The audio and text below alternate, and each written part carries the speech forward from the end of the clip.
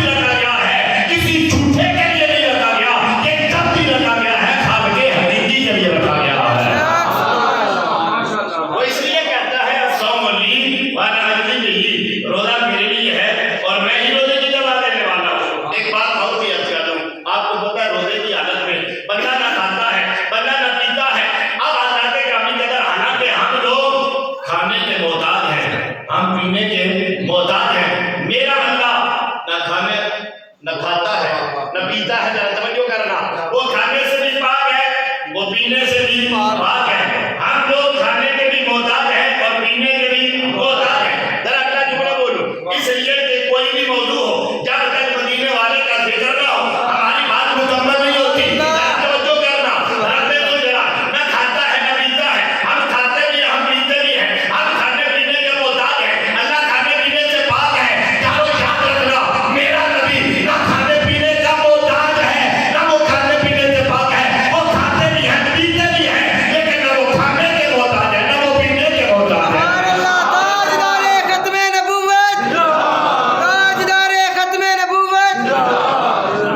آج ہم لوگ رات کو کھانا کھا کے سوئیں ہم اٹھتے ہیں ہمارا پیٹ خالی ہوتا ہے ہم اٹھ کے ناشتہ کرتے ہیں. رات کو کھانا کھاتے ہیں صبح ناشتہ کرتے ہیں جو ہمارا پیٹ خالی ہوتا ہے. ذرا توجہ کرو ہم پیٹ بھر کے سوئیں ہم اٹھے تو ہمارا پیٹ خالی ہوتا ہے. صحابہ فرماتے ہیں آقا رات سوتے تھے بھوکے سوتے تھے اٹھتے تھے رسول اللہ کا پیٹ بھرا ہوا ہوتا تھا. ہم نے کہا یا رسول اللہ کیا کھاتے ہیں کیا پیتے ہیں؟ فرمایا ابھی تو ان ربی اور جو کہ منی ویسقینی میں رات اپنے رب کے ہاں گزارتا ہوں. وہ کھلاتا بھی ہے وہ پلاتا بھی ہے. بھائی رب کے ہاں وہ گزارتے ہیں رات تو کیا کھاتے ہیں وہ کیا پیتے ہیں؟ حضرات دنیا کا کھانا کھائے نہیں جنتی کھانا کھاتے ہیں نہیں کھاتے. علماء فرماتے ہیں وہ کھاتے ہیں تو محبت الہی کا نوازا کھاتے ہیں. وہ پیتے ہیں تو معرفت الہی کا جام پیتے ہیں. انہیں نہ اس کھانے کی ضرورت نہ اس کی ضرورت نہ اس کے محتاج نہ اس کے محتاج. کھاتے اس لیے ہیں تاکہ امت کے لیے سنت بن جائے. اور پھر ایک بات اور بھی بتاؤں علامہ صاحب بیٹھے ہیں ایک کیونکہ دینی مرکز میں آیا ہوں ایک محبت کی بات بتاؤں. میرے نبی کی تین حیثیتیں ہیں.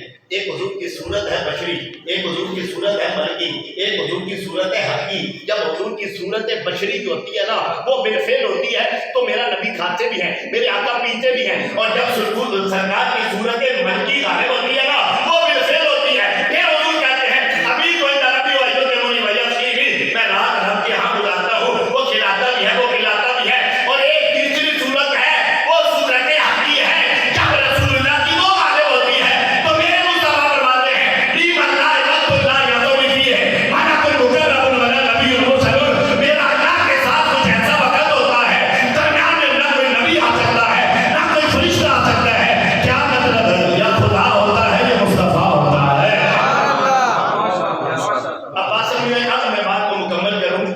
رب کھاتا پیتا نہیں وہ کھانے پینے سے پاک ہے. ہم کھانے پینے کے محتاج ہیں. میرا نبی نہ محتاج ہے لیکن کھاتے بھی ہیں پیتے بھی ہیں. پتہ چلا میرا نبی نہ خدا کی طرح ہے نہ ہماری طرح. اب ہم جب روزے کی حالت میں کھاتے پیتے نہیں تو اس معاملے میں ہم اپنے اللہ کے ساتھ ایک مناسبت قائم کرتے ہیں. وہ کھانے پینے سے پاک ہے. جب ہم نہیں کھاتے اللہ رب العزت کے ساتھ مناسبت قائم ہوتی ہے اس بات میں تو رب ذوالجلال فرماتا ہے اور میرے ساتھ مناسبت کرنے والے الصوم لی وانا اجزی بہ. سن لے روزہ میرے لیے ہے اور میں ہی اس کی جزا دینے والا.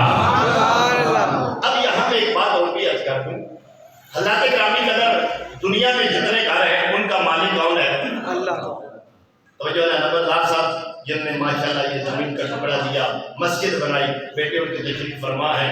ان کے گھر کا مالک بھی کون ہے؟ اللہ. شاہ محمد اللہ صاحب کے گھر کا مالک کون ہے؟ اللہ. ذرا توجہ فرمائیے گا میرے نبی کے غلام علامہ عبدالغفور صاحب کے گھر کا مالک بھی اللہ. سب کے گھر کا مالک کون ہے؟ اللہ. لیکن اللہ نے کسی اور گھر کو نہیں کہا کہ وہ گھر میرا ہے.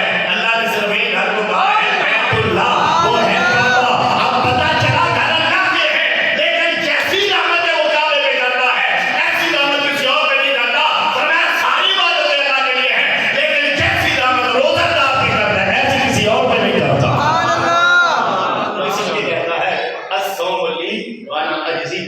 تو حضرات گرامی قدر روزے کی حالت میں آپ نے علامہ صاحب سے سنا افطار کا وقت ہے توبہ کی قبولیت کا وقت ہے. حضرات گرامی قدر اور چونکہ ماہ رمضان ہے 11ویں شریف کا پروگرام ہے اور میں 11ویں شریف میں کسی خاص ٹاپک پہ نہیں کوئی گفتگو کرنا چاہتا. میں صرف ایک بات موضوع کے حوالے سے ادارے کے اندر آئے ہیں میں عرض کرنا چاہتا ہوں. آپ کو پتہ ہے میرے بہت سے آدمی عبد القادر جیلانی قطب ربانی شہباز مطلب کی 7 سال عمر ہے. ماں سے کہتے ہیں جان حج کرنے جانا ہے. ماں نے کہا بیٹا تیری ماں بیمار ہے اگلے سال چلے جانا. ماں کی بات کو مان لیا گھر کی چھت پہ چلے گئے. جب گھر کی چھت پہ کھڑے ہوئے تو حاجیوں کا قافلہ جا رہا ہے جو قافلہ جا رہا ہے اضطراب بڑھتا جا رہا ہے. جب قافلہ نظروں سے اوجھل ہوا حضور دو سے بات ہوئی آپ آنکھوں سے آنسو نکلے، قمیص کا دامن اٹھا کر اپنی آنکھوں کے آنسو کو پوجا، جب دامن نیچے گراتے ہیں نا حیران رہ جاتے ہیں، گھر کی چھت میں کھڑے ہیں، سامنے اللہ کا کعبہ نظر آ رہا ہے، سامنے اللہ کا کعبہ نظر آ رہا ہے۔ یہ کب کی بات ہے جب عمر ہے 7 سال۔ اے جامعہ غوثیہ مدینہ الاسلام میں آنے والے ذرا سننا، لیکن جب غوثیہ اعظم بنے وہ بنے، وہ کیسے بنے وہ بھی عرض کرتا ہوں، لیکن جب غوثیہ کبریٰ کے مقام پہ بہت فائد ہوئے نا، آپ فرماتے لوگوں جب بچہ تھا گھر کی چھت پہ کھڑا ہوتا تھا، سامنے اللہ کا کعبہ نظر آ جاتا تھا، لیکن آج اللہ نے مجھے مقام عطا کر دیا ہے، ان الکعبہ تطوف ہونا خیامی، کعبہ میرے خیمے کا طواف کرنے بغداد آتا ہے۔ ابھی آپ پریشان ہو گئے ہوں گے کہ کیا کعبہ بھی آتا ہے طواف کرنے؟ سمجھاتا ہوں ذرا ایک بات میں عرض کروں، علامہ شامی نے لکھا ہے کتنے ولی ایسے ہیں جن کے طواف کے لیے اللہ کا کعبہ آیا۔ آپ جائیں نا ملتان سے کراچی، اچ شریف آتا ہے رستے میں، وہاں پر ایک بزرگ گزرے ہیں حضرت جلال الدین جامعہ جانکشت رحمۃ اللہ علیہ، سلسلہ تعلیمیہ کے بہت بڑے بزرگ ہیں۔ آپ ایک دفعہ آدھی رات کا وقت ہے، دل میں خیال آیا کہ لوگ نہیں ہوں گے، میں جا کر کعبے کا طواف کروں، آپ گئے تو آپ کو کعبہ نظر نہیں آیا، پریشان ہو کے اللہ کی بارگاہ میں عرض کرتے ہیں مالک و مولا میں آیا تھا تیرے گھر کا طواف کرنے، تیرا کعبہ نظر نہیں آ رہا، آواز آتی ہے کعبہ نصیر الدین چراغ دہلی کا طواف کرنے دلی گیا ہوا ہے۔ یہ کون ہے نصیر الدین چراغ دہلی؟ وقت ہوتا میں تفصیل سے بتاتا، یہ مرید ہے حضرت خواجہ نظام الدین اولیاء رحمۃ اللہ تعالی۔ اب ایک اور بات سنا دوں، نشبندی حضرات میں کچھ بیٹھے ہیں، حضرت مجدد پاک فجر کی نماز پڑھاتے ہیں اپنی مسجد کی کھڑکی کے پاس آئے، آپ نے سامنے دیکھا تو لوگ آپ کی طرف منہ کر کے سجدہ کرے، مجدد پاک بڑے پریشان ہوئے، اللہ کی بارگاہ میں کہتے ہیں مالک سجدہ فقط تیرے نبی کے لیے ہے، یہ میری طرف منہ کر کے سجدہ کیوں ہو رہا ہے؟ آواز آتی ہے سجدہ تجھے نہیں ہو رہا، سجدہ مجھے ہو رہا ہے، منہ ان کا کعبے کی طرف ہے، لیکن آج کعبہ کی مسجد کا طواف کرنے آیا ہوا ہے۔ اب توجہ ذرا فرمائیے گا جو جملہ میں آپ کی نظر کرنا ہے، کبھی کعبہ مجدد پاک کا طواف کرنے آیا، کبھی کعبہ راغب بصری کا طواف کرنے آیا، کبھی نصیر الدین چراغ دہلی کا طواف کرنے آیا۔ آپ کے ذہن میں سوال آئے گا کعبہ اگر آئے طواف کرنے، وہاں پر مکے میں نظر نہ آئے کسی کو، پوری دنیا میں شور مچ جائے، ذرا توجہ کرنا، میرے حضور سیدی ضیاء الامت حضرت یسوع محمد کرم صلی اللہ رحمۃ اللہ تعالی کے خادم تھے، کہتے ہیں جب رات کے وقت حضور ضیاء الامت کا نام مطالعہ کر کے فارغ ہوئے بستر پہ جانے لگے نا، میں نے آپ کے قدم دبائے، میں نے حضور ایک مسئلہ تو بتائیں، آپ توجہ ذرا فرمائیے گا، صرف ایک جملے میں ضیاء الامت نے جواب دیا، حیران رہ جاؤ گے، آپ کے دلوں سے سبحان اللہ کی صدا بلند ہوگی، کہتے ہیں میں نے حضور یہ کیا ہو گیا، کبھی غوث پاک کہتے ہیں کعبہ میرے جھنڈے کا طواف کرنا ہے، کبھی راغب بصری کہتے ہیں یہ ماجرا کیا ہے، کبھی مجدد پاک کہتے ہیں، حضور غوث اعظم حضور ضیاء الامت مسکرا کے فرماتے ہیں یہ بات نہیں ہے کہ وہ جو کوٹا ہے وہ طواف کرنے جاتا ہے، آپ نے فرمایا ایک ہے حقیقت کعبہ، ایک ہے حرم کعبہ، جو حرم کعبہ ہے وہ مکے میں رہتا ہے، جو حقیقت کعبہ ہے وہ کبھی مجدد کا طواف کرتی ہے، کبھی غوث اعظم کا طواف کرتی ہے۔ جو حرم ہے سب کو نظر آتا ہے، نیکوں کو بھی نظر آتا ہے، گناہگاروں کو بھی نظر آتا ہے، لیکن جو حقیقت کعبہ ہے نا وہ ہر کسی کو نظر نہیں آتی، یا وہ ولی کی نگاہ کو نظر آتی ہے یا وہ حقیقت کعبہ غوث کو نظر آتی ہے۔ تو آپ نے فرمایا ان الکعبہ تطوف ہونا خیامی، اس لیے تو بریلی کے تاجدار نے کہا سارے اقدام جہاں کرتے ہیں کعبے کا طواف، اور کعبہ کرتا ہے طواف دربار آتے ہیں۔ اب حضور غوث پاک فرماتے بچہ تھا گھر کی چھت پہ کھڑا ہوتا تھا، کعبہ نظر آتا تھا، آج اللہ نے یہ مقام عطا کر دیا۔ اب کیسے مقام ملا یہ بھی ذرا غوث اعظم سے نہ پوچھ لیں، ذرا توجہ کرنا، آپ نے حضور بتائیے یہ مقام آپ کو کیسے ملا؟ آپ نے فرمایا درست العلم حتی صرف و کتبہ، میں محمد عربی کے دین کا علم پڑھتا رہا، اللہ نے علم کی برکت سے مجھے غوث اعظم بنایا، کتب بنا ہوں تو علم کی برکت سے۔ اب میں بات آپ کی بارگاہ میں جو عرض کرنا چاہتا ہوں، میرے نبی پاک کے غلاموں ایک علمی مرکز میں آئے ہو، اللہ رب العزت نے جب انسان کو پیدا کرنا تھا اللہ نے فرشتوں کو بتایا، مشورہ نہیں لیا کیونکہ اللہ مشورہ لینے سے پاک ہے، اللہ تعالیٰ نے ان کو بتایا اپنے ارادے سے، آگاہ کیا انی جاعل فی الارض خلیفہ، وقت نہیں، ملائکہ نے کہا تھا نحن نسبح بحمدک و نقدس لک، مولا ہم تیری تسبیح بیان کرنے والے، ہم تیری تعظیم کرنے والے، جب تسبیح کرنے والے موجود ہیں، ذکر کرنے والے موجود ہیں، عبادت کرنے والے موجود ہیں، تو انسان کو خلیفہ بنا ہے، اللہ نے فرمایا نہیں عالم مالا چل، اور پھر وہ واقعہ آپ نے علماء سے سنا ہے، اللہ نے فرمایا ملائکہ نے چیزوں नाम बताओ, इन चीजों के नाम बताओ। मलाइका ने कहा ला इल्मा लना इल्ला मा अल्लमतना, हम तो वही जानते हैं जो तू हमें बताता है। अब जो जुमला मैं आपकी नजर करूंगा जरा तवज्जो करना, फरिश्ते बात कर रहे हैं तस्बीह की, फरिश्ते बात कर रहे हैं इबादत की। रब इबादत की बात नहीं कर रहा, रब इल्म की बात कर रहा। फरिश्ते कहते हैं हम इबादत करने वाले, लेकिन रब्बे जुल जलाल ने फरमाया मेरा आदम कौन है, वो इल्म वाला। अब जरा तवज्जो करो, जरा याद रखना, इबादत करना अल्लाह का काम नहीं है, इबादत करना बंदों का काम है।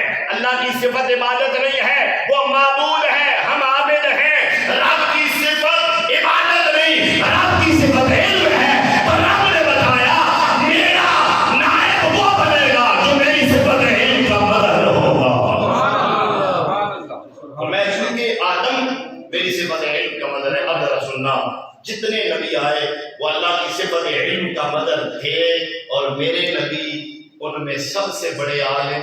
अल्लाह ने कुरान में फरमाया वअल्लमका मा लम तकुन ताअलम, महबूब हमने जो कुछ आपको नहीं था पता, हमने सब कुछ आपको बता दिया। व कान फज़लुल्लाहि अलैका अज़ीमा, और आपका अल्लाह का आप पे बहुत बड़ा फजल है, फजल अजीम है। एक बात बताऊं, इंसान को खुल्क दो चीजों से हासिल होता है, एक अमली, एक इल्मी।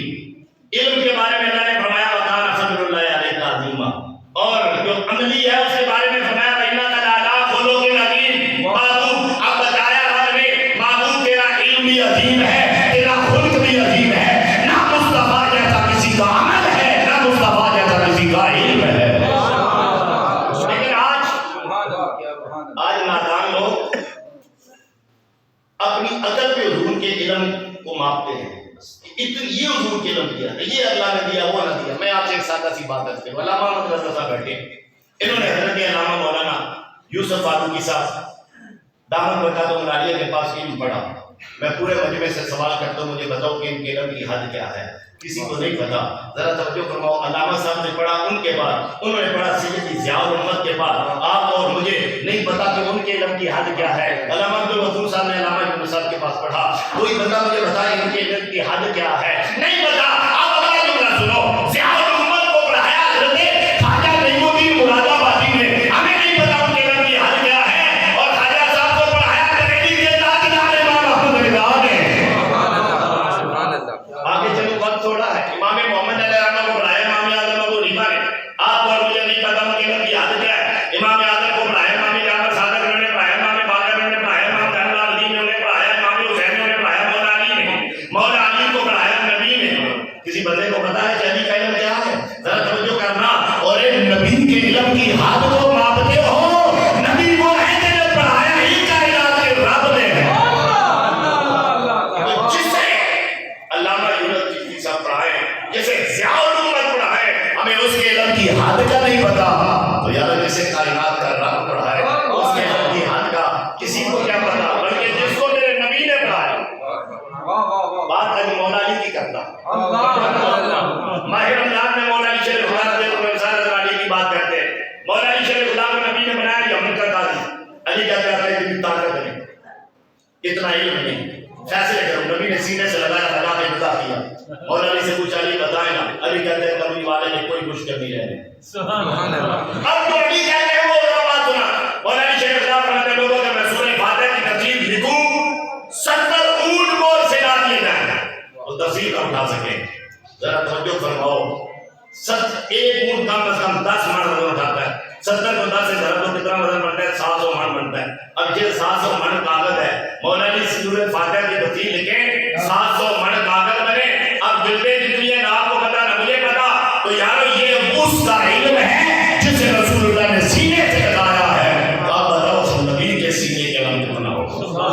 चश्मे ऊपर रख दो खूबे कायनात, दर बिगाड़े ऊट गयूबे कायनात, मेरे नबी पाक सल्लल्लाहु अलैहि वसल्लम के गुलामों। अब सुनना, जितने नबी थे वो अल्लाह रब्बुल इज्जत के नायब, तो अल्लाह के नायब नबी और नबियों के नायब उलमा।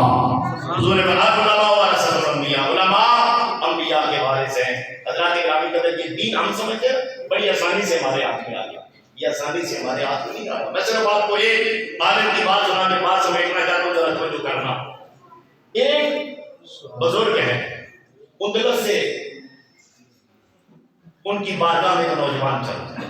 ذرا توجہ فرمانا, ان کا جب میں نام لوں گا تو ہمارے ساتھ قدم سے جڑ جائیں گے.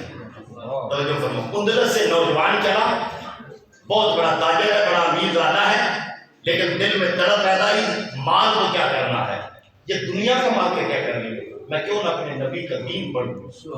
دین پڑھنے کے لیے بغداد آیا. یحییٰ بن معین سے ملاقات میں کہا مجھے بتاؤ یہاں کا سب سے بڑا عالم کون ہے. لیکن عالم وہ تھا جس کا نام بتا دے, اگر سپاہی سن لیتے تو قید میں ڈال دیتے تھے, کوڑے ڈالتے تھے. لیکن یحییٰ بن معین نے کہا کوڑے لگتے ہیں تو لگے, میں نام ضرور دوں گا. اس نے کہا بغداد کا سب سے بڑا عالم امام احمد بن حنبل ہے. امام احمد بن حنبل ہے. اتنا سنا, کہا میں جاؤں گا. انہوں نے کہا جائے گا صحیح, وہ پڑھائیں گے نہیں. انہوں نے کہا کیسے, کہا حکومت نے پابندی لگائی ہے, وہ پڑھائیں گے نہیں. آؤ بنو عباسیہ کے ظلم سہنے والے امام احمد بن حنبل کی جان توڑنا. وہ نوجوان میرے امام احمد بن حنبل کے دروازے پہ گیا. امام احمد بن حنبل نے دروازہ کھولا, کہا کدھر آئے ہو, کہا نبی کا دین پڑھنے اندلس سے آیا ہوں, بقیع بن مخلد میرا نام ہے. کہا حکومت نے پابندی لگائی ہے. تو اب بقیع بن مخلد نے آگے سے جواب کہہ دیا, وہ جواب ذرا سنو. کہا مجھے پتا ہے پابندی ہے, میں شاگرد بن کے نہیں آؤں گا, میں ہاتھ میں کاسہ گدائی لے کر آپ کے در پہ آؤں گا. سپاہی سمجھیں گے کوئی بھکاری ہے, میں دولت کا بھکاری نہیں, میں نبی کے دین کا بھکاری بن گیا, میں علم کا بھکاری بن گیا ہوں گا. امام احمد بن حنبل نے کہا کھانا نہیں دے سکتا, پینے کے لیے کچھ نہیں دے سکتا, پہننے کے لیے کچھ نہیں دے سکتا. نوجوان نے کہا نہ کپڑے چاہیے, نہ مال چاہیے, نہ کھانا چاہیے, بس مجھے نبی کا دین, مجھے علم چاہیے. آپ نے کہا بیٹا پھر آ جانا. ہاسٹل میں رہنا شروع کر دیا. بیمار ہو گیا. ہاسٹل کے مالک نے کہا نکل جاؤ اس ہاسٹل سے. تو ایک وہاں کا محدث سے ان کو پتا چلا, محمد بن سعید کو آئے, انہوں نے کہا یہ بھکاری شاری نہیں ہے, یہ بہت بڑے تاجر کا بیٹا ہے, لیکن یہاں پر علم کا بھکاری بن کے رہ رہا ہے, یہ شاگرد ہے امام احمد بن حنبل کا. جب اس نے سنا اس کا سر جھک گیا. اس نے کہا بادشاہ میرے ہاسٹل کو جلا بھی دے, میں تم کو نہیں نکالوں گا. اتنے میں دروازے بند ہوئے, دکانیں بند ہو رہی ہیں, کون آ رہا ہے, کہا امام احمد بن حنبل اپنے شاگرد کی عیادت کے لیے آ رہا. امام آئے, شاگرد کی عیادت کر کے چلے گئے. ذرا جملہ سننا, آپ یہ علمی مرکز میں آئے ہو, علماء کو پتہ چلا کہ آپ امام احمد بن حنبل کے قدم لگے ہیں. علماء آئے تھے, کہتے ہمیں وہ جگہ تو دکھاؤ جہاں امام احمد بن حنبل کے قدم لگے ہیں. جس جگہ قدم لگے تھے علماء کرام وہاں پہ ہاتھ لگا کے وہ ہاتھ اپنے چہروں پہ ملتے تھے, میرے امام احمد بن حنبل کا تبرک حاصل کرتے تھے. 2.5 سال وہ نوجوان بقیع بن مخلد ہاتھ میں گدائی کا پیالہ لے کر امام احمد بن حنبل کے دروازے پہ کھڑا ہوتا. اندر استاد ہوتا, باہر شاگرد ہوتا. 2.5 سال میں آپ نے 10-20 سال کا نصاب پڑھ لیا, اور جب اندلس واپس جاتے وہاں دین کا پودا لگایا. آپ نے کہا دنیا والو, میں نے امام احمد بن حنبل کے پاس نبی کا دین پڑھا, اب میں نے وہ پودا لگایا ہے, خروج دجال سے پہلے کوئی ظالم اس پودے کو نہیں اکھیڑ سکے گا. آج امام احمد بن حنبل کا نام بھی زندہ ہے, آج بقیع بن مخلد کا نام بھی زندہ ہے. کوڑے مارنے والے مر گئے, نام بھی مٹ جاتے ہیں. ایک پودا لگا تھا اندلس میں, اور ایک پودا یہاں مولانا عبدالغفور صاحب نے لگایا ہے. ان کا مقصد بھی تھا یہی کہ نبی کا دین پھیلے, نبی کے دین کا نور لوگوں کے سینے میں داخل ہو جائے. یہی مطمع نظر ان کا بھی ہے. اور ایک بات بتاؤں, ایک لڑکا تھا, نام اس کا تھا یعقوب. ماں اس کو بھیجتی مزدوری کرنے کے لیے. آج ماں باپ بھیجتے ہیں پڑھنے کے لیے, بچہ کہتا ہے ہمیں مزدوری کرنی ہے, ہمیں ٹنکی میں جانی ہے. ذرا سننا میری بات کو, یہ نوجوان بھائیوں کے لیے بھی بڑی بات ہے.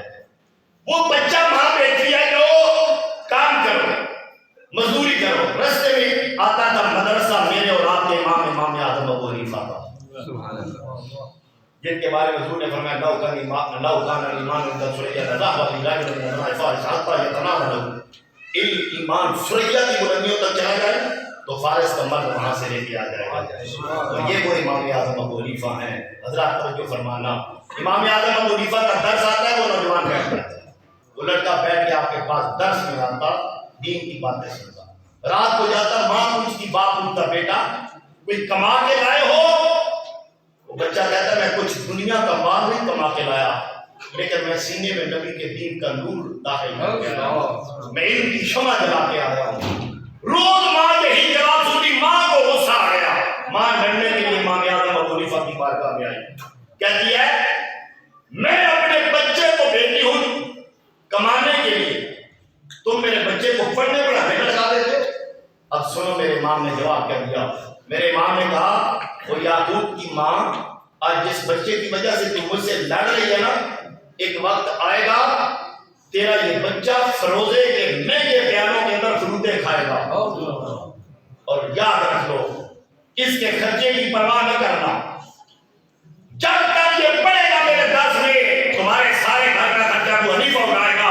اور وہ لڑکا کہتا میں نے 20 سال امام اعظم ابو حنیفہ کے پاس پڑھا ہے، اور 20 سالوں میں میں نے فقط 2 ناغے کیے تھے، ہر سال 2 ناغے عید پہ نہیں، اور میں صرف 2 ناغے 20 سالوں میں نے کیے۔ وہ بچہ اور وقت آیا، خلیفہ ہارون الرشید نے دعوت دی، اور وہ بچہ پورے عالم اسلام کا متفقہ چیف جسٹس بنا۔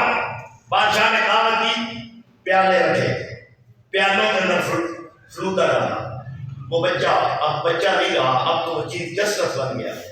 اس نے دیکھا نا، مسکرا پڑا، تو کہتا ہے ہارون الرشید مسکرا کیوں رہے ہو؟ چیف جسٹس عہدے کے خلاف ہے۔ آپ نے کہا میں کسی اور وجہ سے نہیں مسکرا رہا، مجھے اپنے امام اعظم ابو حنیفہ کی کرامت نظر آ رہی ہے۔ جب میری ماں لڑنے کے لیے آتی تھی، میرے امام نے کہا تھا کہ تیرا یہ بیٹا فروزے کے پیالے میں فلوٹے کھائے گا، آج مجھے فروزہ بھی نظر آ رہا ہے، فلوٹا بھی نظر آ رہا ہے، اپنے امام کی کرامت علم بھی نظر آ رہی ہے۔ اب ذرا سننا یہ بچہ کون ہے؟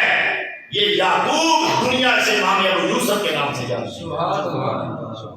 آپ کو کسی نے دیکھا جنت میں باغوں میں ٹہرے ہیں، سونے کا تاج پہنے ہوئے، کسی نے پوچھا یہ کیسے مقام ملا؟ امام ابو یوسف کہتے ہیں میں جب علم پڑھتا تھا نا، جو مشقتیں برداشت کرتا تھا، ان مشقتوں کے بدلے اللہ پاک نے مجھے جنت میں اتنا مقام۔ اب میرے نبی کے غلاموں میں آپ سے عرض کرنا چاہتا ہوں، اس مدرسے کے اندر بیٹھنے والے کتنے یعقوب ہیں جو ابو یوسف بننے کے لیے انتظار کر رہے ہیں، وہ آپ کے تعاون درکار ہے ان کا۔ حضرات ان طلباء کے ساتھ انہی مدارس سے امام غزالی نکلے، انہی مدارس سے حضور شیخ الاسلام خواجہ قمرالدین صاحب انہی مدارس سے ضیاء الامت انہی مدارس سے علامہ جنت جیسے عظیم ہستیاں نکلی ہیں۔ اور آج ان بچوں کے ساتھ، اور آپ ایک بات بتاؤ، حضرت عبداللہ بن مبارک رضی اللہ تعالیٰ عنہ، عبداللہ بن مبارک ایک گلی سے گزرے، ایک بندہ تھا نابینا، اس نے کہا آپ کون ہو؟ کہا میرا نام عبداللہ بن مبارک ہے، امام اعظم کا شاگرد ہوں۔ اس نے کہا ذرا دعا کرو اللہ مجھے پنائی لوٹا دے۔ آپ نے یوں ہاتھ اٹھائے، ابھی نیچے نہیں کیے، دونوں آنکھوں کا نور واپس آ گیا۔ آپ جب دیتے تھے دنیا داروں کو نہیں دیتے تھے، آپ علماء کی خدمت کرتے تھے۔ آپ کو پوچھا گیا اے عبداللہ بن مبارک کیا وجہ ہے دنیا داروں کو کیوں نہیں دیتے؟ تو آپ نے کہا اس وجہ سے انہیں دیتا ہوں، اگر یہ مال کے حصول کے لیے محنت کریں گے تو علم کون پڑے گا؟ مال تم دو، علم یہ پڑھیں گے، نبی کے دین کا نور کائنات میں پھیل جائے گا، کائنات میں پھیل جائے گا۔ آپ سے گزارے اور علامہ صاحب کے معاون بن جاؤ، ان کے ساتھ تعاون کرو، مال کے ساتھ تعاون کرو، اپنے بچے اس مدرسے میں بھیجو۔ حضرات گرامی قدر، قبرستان سے کوئی گزر جائے نا وزیر یا بادشاہ، قبرستان والوں کو فائدہ نہیں، ایک حافظ قرآن یا عالم دین گزر جائے، اللہ 40 دن اپنا عذاب اٹھا لے۔ اور وہاں بیٹھے ہیں حضرات مشائخ تشریف فرمائے، مجدد پاک اپنے والد کی قبر پہ آئے، دل میں خیال آیا نبی پاک سے نے فرمایا تھا کوئی عالم قبرستان سے گزر جائے اللہ 40 دن عذاب اٹھا لیتا ہے۔ اللہ کی بارگاہ میں عرض کرتے ہیں مالک آج میں آیا، کیا تو نے میری وجہ سے بھی عذاب اٹھایا کہ میں بھی ان علماء میں شامل ہوں؟ آواز آتی ہے کوئی عام عالم گزرے میں 40 دن عذاب اٹھا لیتا ہوں۔ اے احمد سرندی تو آیا ہے، میں نے قیامت تک قبرستان سے اللہ کی بارگاہ میں دعا ہے اللہ اس ادارے کو دن دگنی رات چوگنی ترقی عطا فرمائے، آمین۔